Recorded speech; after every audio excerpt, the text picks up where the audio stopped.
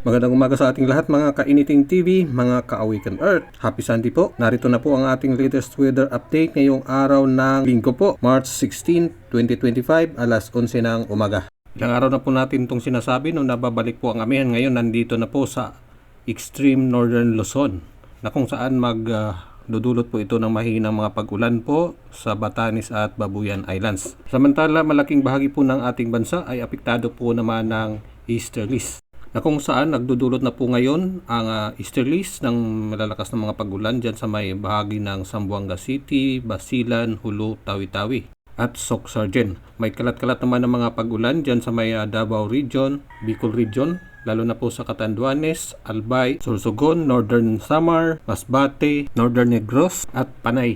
Maganda naman po ang panahon sa natitirang bahagi po ng ating bansa. Ngunit ngayong hapon ay posible pa rin ang mga localized thunderstorms na magdudulot po ng mga panandaliang pag-ulan, lalo na po dyan sa may Cagayan Valley, Isabela, Aurora at Quezon. Mayroon din po dito sa may bahagi po ng Eastern Visayas at natitirang bahagi po ng Mindanao. Kasalukuyan wala pa rin tayo nakikitang LPA o anumang sama ng panahon sa loob at labas ng ating bansa na posibleng magdulot po ng mga malawakang pag-ulan.